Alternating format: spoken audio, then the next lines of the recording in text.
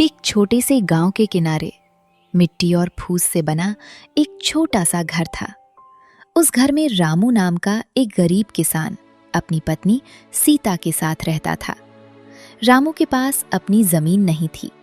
वो गांव के एक लालची सेठ के खेत में मजदूरी करता था। सुबह सूरज निकलने से पहले वो खेत में पहुंच जाता और शाम तक कुदाल चलाता रहता। लेकिन उसकी किस्मत ऐसी थी कि दिन रात मेहनत करने के बाद भी उसके घर में 2 वक्त की रोटी मुश्किल से बनती थी। कारण ये था कि कई साल पहले मजबूरी में उसने सेठ से कुछ पैसे उधार ले लिए थे। तब से सेठ रोज उसकी मजदूरी में से थोड़ा थोड़ा करके कर्ज काट लेता था। दिन भर की मेहनत के बाद भी उसके हाथ में बहुत कम पैसे बचते थे। उस दिन भी रामू सुबह से ही खेत में काम करता रहा था। दोपहर की तेज धूप में उसका गला सूख गया था, लेकिन वो फिर भी काम करता रहा। शाम होते होते उसका शरीर पूरी तरह थक चुका था। वो धीरे धीरे कदम घसीटता हुआ अपने घर की ओर चल पड़ा। उधर घर पर सीता दरवाजे के पास बैठी उसका इंतजार कर रही थी। उसकी आंखों में चिंता साफ दिखाई दे रही थी।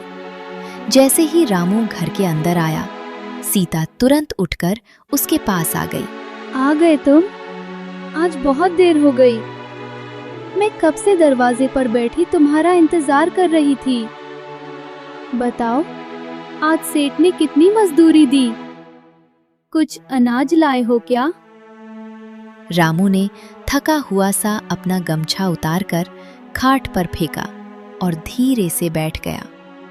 उसने गहरी सांस लेते हुए कहा, हाँ, कहने लगा कि अभी बहुत कर्ज बाकी है। आज की पूरी मजदूरी में से आधे से ज्यादा तो उसने वहीं काट लिए। बस इतने पैसे दिए कि रास्ते से थोड़ा सा आटा ले सका। सीता कुछ पल चुप रही, फिर उसकी आंखें भर आईं। वो धीमे लेकिन टूटे हुए स्वर में बोली, रामू, आखिर कब तक ऐसा चलेगा? हम दोनों दिन रात मेहनत कर रहे हैं, लेकिन फिर भी हमारे घर में भरपेट खाना तक नहीं बन पाता। आज दोपहर से मेरे पेट में एक दाना भी नहीं गया है। रामू ने उसकी तरफ देखा, लेकिन उसके पास कोई जवाब नहीं था। सीता फिर बोली, मुझे तो कभी कभी डर लगता है रामू। अगर यही हाल रहा तो हम भूख से ही मर जाएंगे। सेठ का कर्ज खत्म होने का नाम ही नहीं ले रहा। रामू ने भारी आवाज में कहा, मैं भी यही सोचता हूँ सीता, पर कर भी क्या सकता हूँ। अगर सेठ के खेत में काम ना करूँ तो हमारे पास कोई और सहारा भी तो नहीं है। घर के अंदर कुछ देर तक सन्नाटा छाया रहा। थोड़ी देर बाद सीता ने खुद को संभालते हुए कहा, चलो, जो थोड़ा आटा लाए हो उससे मैं रोटियां बना देती हूँ। तुम बहुत थक गए हो। रामू ने धीरे से सिर हिला दिया। उस रात दोनों ने बस 2 सूखी रोटियां खाईं और फिर चुपचाप सो गए।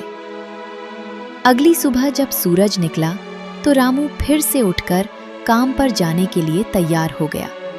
लेकिन आज उसके मन में अजीब सी उदासी और निराशा थी। उसे लग रहा था जैसे उसकी जिंदगी कभी बदलने वाली ही नहीं। फिर भी वो कुदाल कंधे पर रखकर सेठ के खेत की ओर चल पड़ा। कुछ देर बाद वो खेत में अकेला ही कुदाल चलाने लगा। चारों तरफ सन्नाटा था। बस कुदाल के मिट्टी से टकराने की आवाज आ रही थी। रामू लगातार मिट्टी खोदता जा रहा था। अचानक टन! उसकी कुदाल किसी कठोर चीज से टकराई। रामू चौंक गया। उसने दोबारा उसी जगह मिट्टी हटाई, फिर कुदाल से थोड़ा और खोदा। कुछ ही पल में मिट्टी के अंदर से लोहे का एक पुराना सा बक्सा दिखाई देने लगा। रामू की आंखें फैल गईं। उसने हैरानी से बक्से को बाहर खींचा और खुद से बड़बड़ाया, ये यहाँ कैसे दबा हुआ था? मैंने तो इस खेत में पहले भी कई बार काम किया है, लेकिन आज तक ये बक्सा कभी दिखाई नहीं दिया। उसका दिल जोर जोर से धड़कने लगा। उसने धीरे धीरे बक्से का ढक्कन खोला। जैसे ही ढक्कन खुला, अचानक बक्से के अंदर से नीले धुएं का एक बड़ा गुबार निकला। रामू डरकर पीछे हट गया। कुछ ही पल में उस धुएं के बीच से एक विशाल जिन्न प्रकट हो गया। रामू की तो डर के मारे आवाज ही बंद हो गई।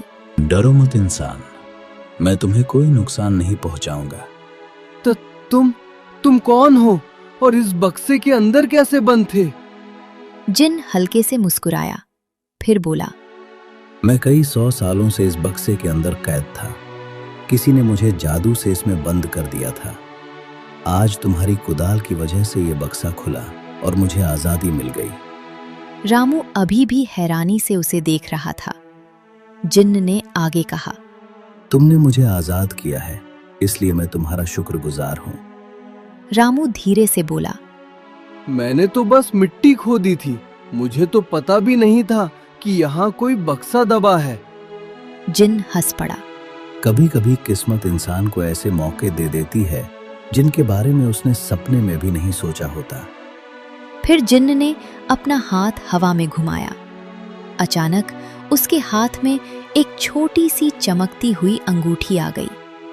उसने वो अंगूठी रामू की तरफ बढ़ाते हुए कहा, ये अंगूठी रख लो, जब भी तुम्हें मेरी जरूरत पड़े बस इसे देखकर मुझे याद करना। मैं जहां भी रहूंगा तुरंत तुम्हारे सामने आ जाऊंगा। रामू हैरान होकर अंगूठी को देखने लगा। जिन्न ने आगे कहा, और हाँ, तुम्हारी ईमानदारी और मेहनत देखकर मुझे अच्छा लगा, इसलिए शुरुआत के लिए मैं तुम्हें थोड़ा धन भी दे रहा हूँ। कुछ दिन बीत जाते हैं। जिन्न के दिए हुए पैसों से रामू का घर आराम से चलने लगता है। अब रामू ने एक फैसला कर लिया था। वो अपनी मजदूरी की पूरी कमाई सेठ का कर्ज चुकाने में लगा देगा, ताकि जितनी जल्दी हो सके वो कर्ज से मुक्त हो सके। हर शाम रामू अपनी पूरी मजदूरी सेठ को दे देता और घर का खर्च जिन्न के दिए हुए पैसों से चलता रहता। कुछ दिनों तक ये सिलसिला ऐसे ही चलता रहा। एक दिन सेठ को ये बात अजीब लगने लगी। उसने रामू को बुलाया। रामू थोड़ा घबराया, लेकिन फिर भी सेठ के पास चला गया। कौन सी बात सेठ जी? अरे भाई, अगर तुम पूरी कमाई मुझे दे देते हो तो घर का खर्च कैसे चलता है? खाना पीना, अनाज, ये सब कहां से आता है? सेठ थोड़ा मुस्कुराया और चालाकी से बोला, कहीं ऐसा तो नहीं कि तुम्हें कोई खजाना मिल गया हो? सेठ की ये बात सुनकर रामू एकदम हड़बड़ा गया। नहीं सेठ जी, ऐसी कोई बात नहीं है। रामू ने खुद को संभाला और शांत होकर बोला, सेठ जी, मैं बस इतना चाहता हूँ कि जितनी जल्दी हो सके आपका कर्ज चुका दूं। कई साल हो गए इस बोझ को ढोते ढोते। अब मन करता है कि कर्ज से मुक्त होकर अपनी मेहनत की कमाई जोड़ूं और गांव में अपने लिए थोड़ी सी जमीन खरीद लूं। जमीन खरीदने की बात सुनकर सेठ की आंखें थोड़ी सिकुड़ गईं। उसके मन में तुरंत शक पैदा हो गया। तभी उसकी नजर रामू के हाथ में पहनी हुई चमकती अंगूठी पर पड़ी। सेठ मन ही मन सोचने लगा। कुछ दिन बाद रामू ने सचमुच गांव में थोड़ी सी जमीन खरीद ली। अब वो अपने खेत में भी काम करने लगा। एक दिन शाम को खेत में काम खत्म करने के बाद रामू पास के एक बड़े पेड़ के नीचे बैठ गया। दिन भर की मेहनत से उसका शरीर थक चुका था।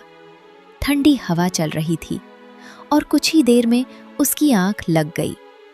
नींद में रामू को एक अजीब सपना आया। उसने देखा कि घने जंगल के बीच एक रहस्यमयी गुफा है और उस गुफा के अंदर सोने चांदी का ढेर लगा हुआ है। लेकिन उसी गुफा के अंदर एक बड़े लोहे के पिंजरे में एक साधु महाराज कैद हैं। अगली सुबह रामू अचानक उठ बैठा। ये कैसा सपना था? इतना साफ, जैसे सब कुछ सच में हो रहा हो। वो कुछ देर सोचता रहा। पता नहीं क्यों, लेकिन दिल कह रहा है कि मुझे उस जंगल में जरूर जाना चाहिए। कुछ देर बाद रामू जंगल की ओर निकल पड़ा। जंगल बहुत घना था और रास्ते उलझे हुए थे। थोड़ी ही देर में रामू रास्ता भटक गया। अरे रामू, तू भी ना बिना सोचे समझे जंगल में चला आया। अब देख, रास्ता भी याद नहीं रहा। किधर से आया था मैं? लगता है आज तो यहीं भटक जाऊंगा। तभी उसकी नजर अचानक अपने हाथ की अंगूठी पर पड़ी। अरे हाँ, मैं तो भूल ही गया था।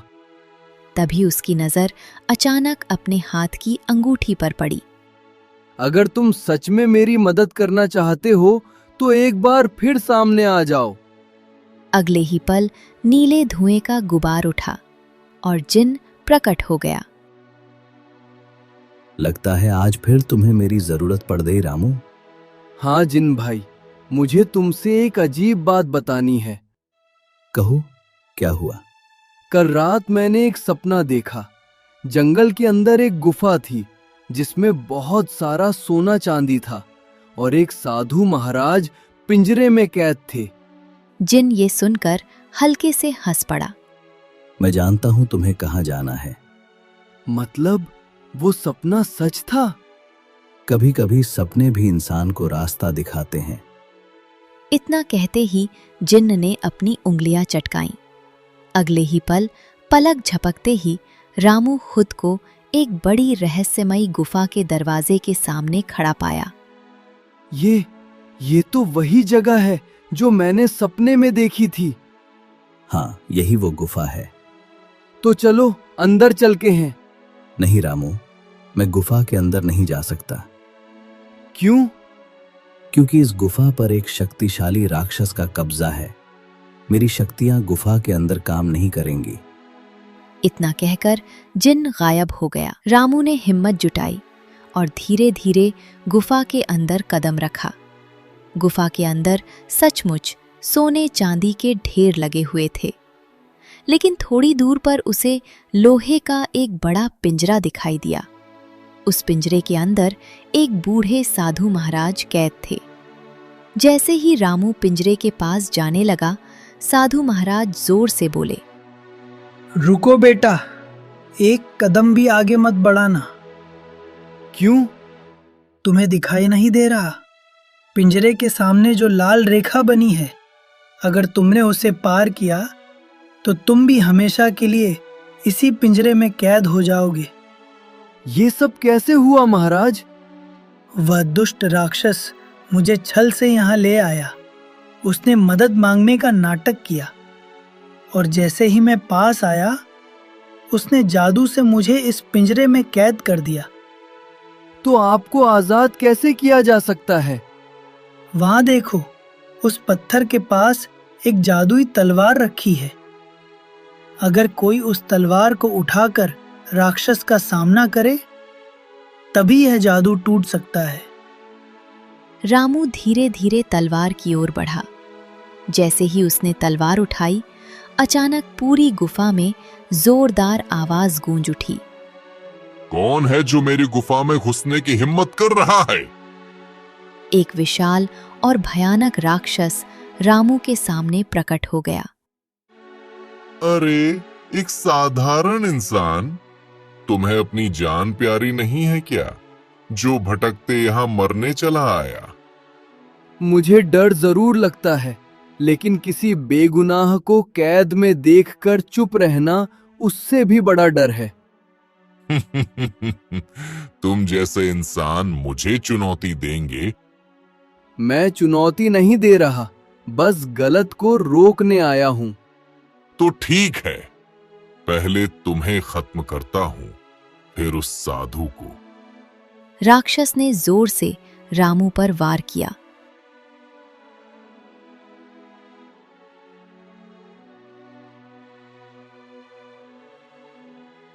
उसी पल रामू ने तलवार आगे कर दी। जैसे ही तलवार की चमक राक्षस को छूती है, राक्षस जलने लगा। नहीं, नहीं, ये तलवार तो पवित्र शक्ति। कुछ ही पल में राक्षस राख बनकर गायब हो गया। उसी क्षण पिंजरे का जादू भी टूट गया और साधु महाराज आजाद हो गए। बेटा रामू, तुमने बहुत बड़ा साहस दिखाया है। आजकल दुनिया में ऐसे निडर और नेक दिल इंसान बहुत कम होते हैं। यह गुफा और इसमें रखा सारा खजाना अब तुम्हारा है। तुमने अपनी बहादुरी और सच्चाई से इसे पाने का अधिकार अर्जित किया है। महाराज, इतना सारा खजाना? हाँ बेटा, लेकिन याद रखना, धन का असली मूल्य तभी है जब उसका उपयोग भलाई के लिए किया जाए। रामू ने सम्मान से झुककर साधु महाराज को प्रणाम किया